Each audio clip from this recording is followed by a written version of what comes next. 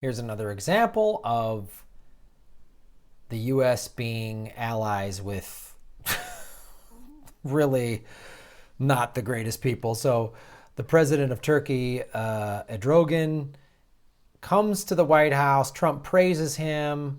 And while that's happening, his bodyguards are beating the shit out of protesters in Washington. There's a link to the Intercept article, but there's also a link to this video footage, and you just see these bodyguards just in a park just beating the shit out of people, and the cops are like, whoa, whoa, whoa, like, that's our job, beating the shit out of protesters. What are you doing? We can't have foreigners beating up our citizens. That's an American cop's job. It's unbelievable. And, you know, this is... he lavished, here's a quote from the article. Donald Trump lavished praise on another autocratic foreign leader on Tuesday, calling it a great honor to welcome the president of Turkey to the White House.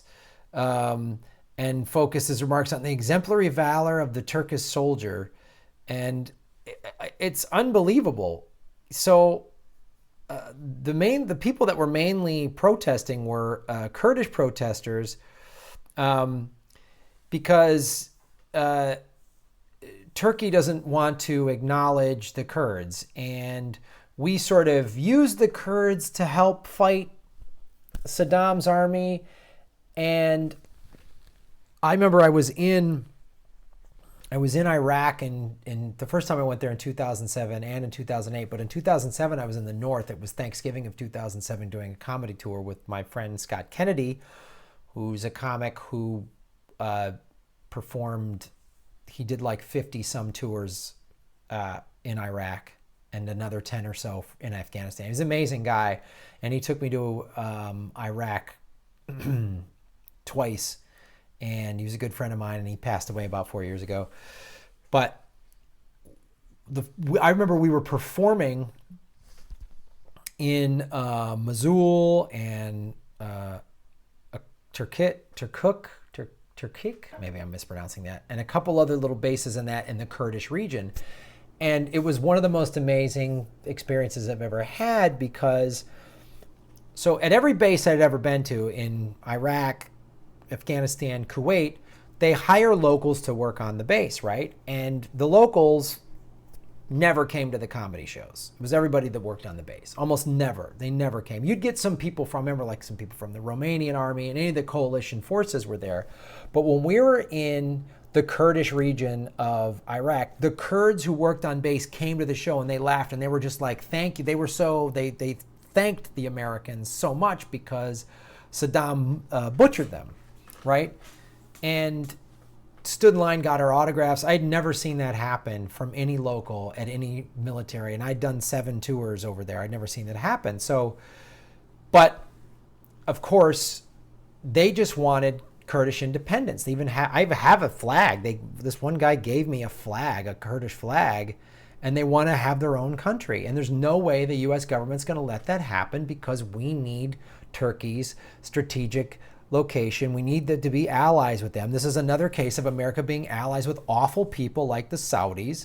And the Turkish government hates the Kurds, doesn't want to give them independence. This is also the same Turkish government that won't acknowledge the Armenian Genocide. And I did a whole video on that on April 24th, which is Armenian Genocide Remembrance Day.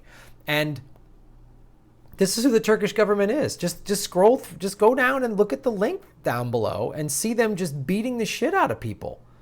Here's a photo of a guy choking a woman. And this all happened in front of the White House. While Trump is what? I don't know. Just talking to the Turkish guy. So America won't acknowledge the Armenian genocide because we have to play nice with the Turks. It's just what's awful what's going on in Syria because we have to be allies with the Saudis. The Saudis are... Women aren't allowed to drive. They cut people's hands off. They beat the shit and torture out people. But, oh, hey, they give us a lot of oil and we're their military. So it's unreal. Like, this is just... It's unbelievable. And this is who we're in bed with. You know? And one of the things they were protesting was the repression of its Kurdish minority and the jailing of a Kurdish political leader, Selahattin Demirtas, sorry. But yeah, and then a pro-Turkish journalist. So the Turkey has its state media, and they're showing, one of them posted videos with like thrilling music of these Turkish bodyguards kicking the shit out of Kurd protesters. They're just allowed to beat the shit out of people like it's their country. Oh, wait, we beat the shit out of protesters in America. This isn't the land of free speech, right? We shot water cannons at Standing Rock. We are currently arresting people who are going to town hall meetings in Flint, Michigan. They're being arrested, and the mainstream media is not covering it all. Only the Young Turks, Jordan Chambers, who was on Aggressive Progressives again, he's the only guy up there covering it. They're putting tax liens on people. There's footage that we watched on Aggressive Progressives of this woman being asked to leave, and her husband are like, all right, fine, we'll leave. And the police are escorting. She's like, I'm leaving. They're like, yeah, this is bullshit, but they're not fighting. And this big cop, twice the size of this woman, just suddenly grabs her and throws her down and starts fucking. That's what you get for protesting water that creates neurological damage in this country. You get a tax lien put on you and you get arrested. So it's not that outrageous that a foreign country can just have their henchmen kick the shit out of protesters right in front of the goddamn White House, because that's what happens here. Unarmed black men are gunned down. Just another white cop lady, a white lady who shot an unarmed black man, just got exonerated. I guess we should be allies with Turkey. They're just a bunch of thugs, just like we are. We're in illegally bombing how many countries? In Yemen, there's an illegal war in Yemen we started back in 2010 under Obama. This doesn't surprise me at all. We back thugs, we deny genocide, and then we're going to sit there and have the gall, the audacity to say we're sending rockets to Syria to stop the humanitarian crisis. It's such bullshit. And then any politician or journalist that goes there has to get approval from Assad, right? So if you go to Syria legally, you have to get approval from Assad, because if you don't, the only other way to get into that country then is then to get approval from ISIS, because that's who Assad's fighting, and we're backing ISIS and Al-Qaeda. See how stupid this is? So then anyone that goes there is called pro-Assad. Like they've said, Tulsi Gabbard, she's an Assad sympathizer, right? This is who we get in bed with, and this is what happens when we let them come. If Assad came here and people protested him, if we were in bed with Assad, if he was on our side, if he wanted to go with our pipeline versus the Russian pipeline, and Assad's guys would do the same thing, we'd celebrate it. No, and the mainstream media cover this. The mainstream media, like, what are we doing? Why are we backing Turkey? Is Rachel Maddow connecting the dots of what it's wrong to connect, why we're connected to Turkey? Is she connecting the dots? She did a whole story, I guess, on the Flint water thing, but hasn't done it since. Did it like once or twice. Hasn't done it since. It's still happening. No, the mainstream media isn't covering any of this shit.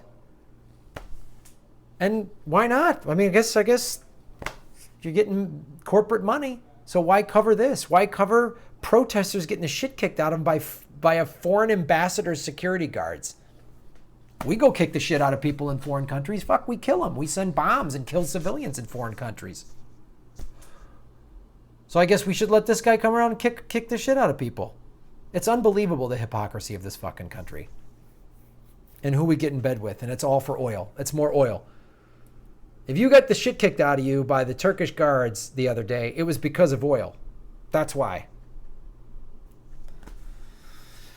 So I'm going to keep trying to, and again, this is why we got to go green. We got to come up with politicians and progressive, be they Democrats or third-party people, that back a Green New Deal to get us out of oil. If we stopped using oil, if we went to all electric cars like India is going to do by 2030, if we had solar and wind all over this country that was built here in America, right?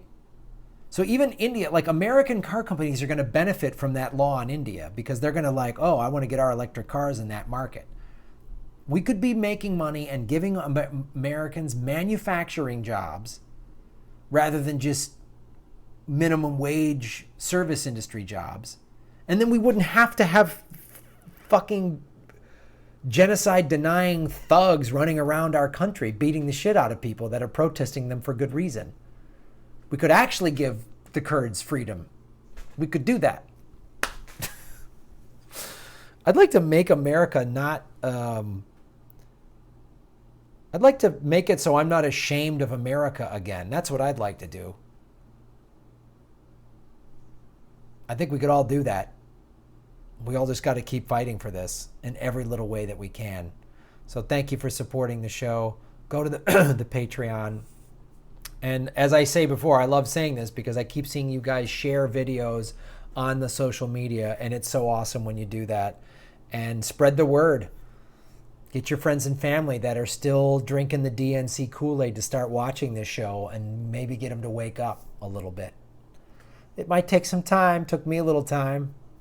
Get them to wake up, because that's slowly but surely how we get the masses. We get a huge progressive movement to say, no more of your bullshit. No more of your war machine. Just no more war. No more excusing it. War's fucking awful. I've seen it up close. It's horrifying. We don't need it. We don't need to go out there and stir the pot and start wars to keep our war machine dollars going. We don't need to do it anymore. We don't need oil. We don't need war. We don't need big pharmaceutical, and we don't need big banks. We just don't fucking need them anymore. We need to get rid of them. So this is a start. This is where we can start. Thank you.